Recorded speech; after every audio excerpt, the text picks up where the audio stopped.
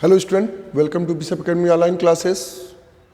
Dear student, in this video, I am going to discuss about the issue of debentures from the point of view of redemption. यानी कि अब जो आप debentures issue करेंगे वो redemption के point of view से आप इशू कर रहे हैं. यानी कि जब आप इशू कर रहे हैं उसी समय रिडीम्पशन का डेट भी आप फिक्स करते हैं.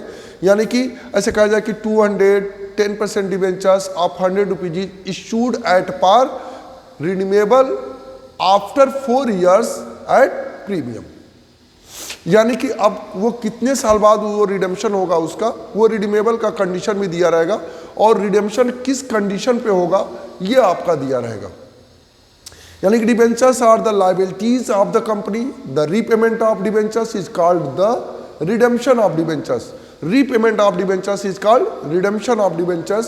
The repayment of debentures is made by the company in accordance with the terms of issue of debentures. Debentures may be redeemed after at par, at premium or at discount, at premium. तो आपका according to the terms laid down to the time of issue after taking into account of 3 possibilities of issue at par, at premium, at discount. यानी कि तीनों position में जो आपका issue का condition होता है वही आपका रिडेम्पशन का भी कंडीशन हो सकता है.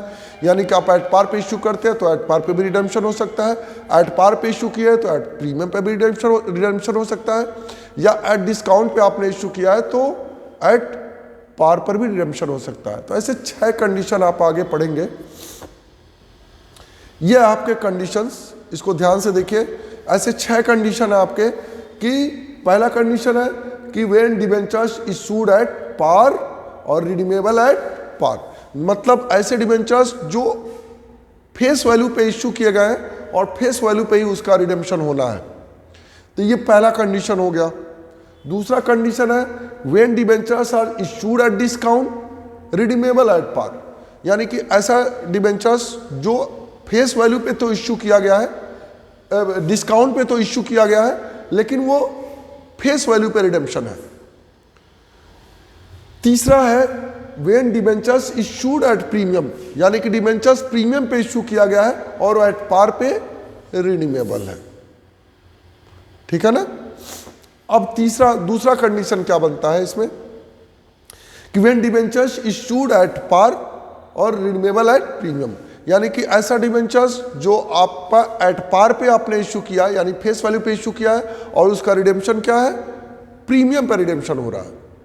दूसरा है आपने डिस्काउंट पे डिबेंचर्स डिस्काउंट पे इशू किया है और प्रीमियम पे आपका रिडेम्पशन हो रहा है.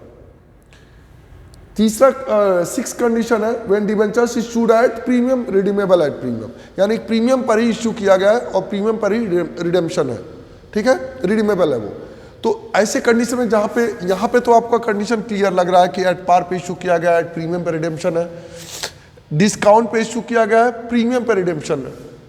लेकिन प्रीमियम पर ही इशू किया गया, प्रीमियम पे रिडेम्पशन है. ये कंडीशन क्या है कि थोड़ा सा आपके समझ से थोड़ा सा परे दिख रहा होगा.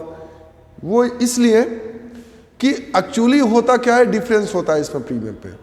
कि अगर सपोज करिए कि कोई डिबेंचर्स आपका 10% प्रीमियम पे अगर इशू किया गया है, ठीक, तो उसका रिडेम्पशन आपका 5% प्रीमियम पर भी हो सकता है और 20% प्रीमियम पर भी हो सकता है. यानी कि प्रीमियम आपका रिडेम्पशन का जो प्रीमियम होगा वो एट पार और इशू के प्रीमियम से कम भी हो सकता है, अधिक भी हो सकता है.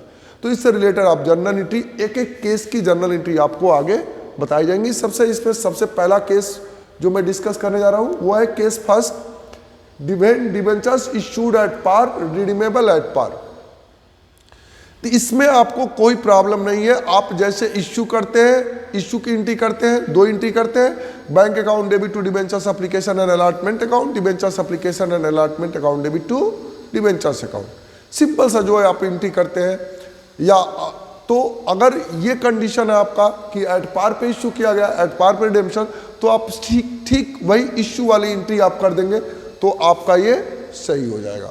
यानी कि पहला एंट्री जो इसमें अगर सपोज करिए, मैंने एक एग्जांपल लिया है कि for example assume A debentures of 100 rupees issued for 100 rupees and is redeemable eight 100 rupees. यानी कि 100 रुपीज का डिबेंचर्स है 100 में इश्यू किया गया है और 100 में ही ये क्या है, रिडीमेबल है। यानी कि ये केस क्या होता है, डिबेंचर्स इशूड एट पार और रिडीमेबल एट पार हो गया। इस केस में जो आप जनरल एंट्री पास करेंगे, पहला एंट्री पास करेंगे bank account debit to debentures application and allotment account 100 rupees से, क्योंकि आपने एट पार पे इश्यू किया है। ठीक है, तो आपको एप्लीकेशन अलॉटमेंट मनी भी 100 रुपीज ही रिसीव होगा, 100 का डिबेंचर्स भी है। नरेशन लिखेंगे being receipt of application money. Next है आपका debentures application and allotment account debit to debentures account 100 rupees से आप एंट्री करेंगे इसका। तो ये आपका जो है बीइंग अलॉटमेंट हुआ ऑफ डिबेंचर्स मेड, यानी कि अलॉटमेंट अगर इसका आपने मेड कर दिया, मतलब अलॉट कर दिया। तो इसमें आपका इस कंडीशन में देख रहे हैं कि जो जैसा कि आप इशू वाला जो एंट्री करते थे वही सेम एंट्री है, इसमें कोई चेंज नहीं है, क्योंकि इसमें चेंज है ही नहीं है। आप रिडीमेबल भी एट पार पे हो रहा है और इशूड भी एट पार पे हो रहा है, तो दोनों कंडीशन सेम है, इसलिए ये आपका इशू का ही कंडीशन की एंट्री होगी। एग्जाम्पल है Nancy limited issued 27,000 7% debentures of 100 rupees issued at par redeemable at par. इसकी एंट्री देखिए, bank account debit to debentures application and allotment account 27,000 multiply 100 27 lakh, और debentures application and allotment account debit to 7% debentures account 27 lakh से।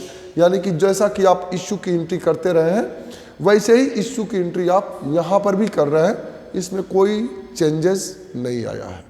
ठीक है, तो ऐसे ही आप question solve करेंगे। ये आपका फर्स्ट कंडीशन हुआ कि जब आपके डिबेंचर्स एट पार पे इश्यू किए गए हैं और एट पार पर ही उनका रिडेम्पशन होना है। ठीक है, thank you, have a nice day.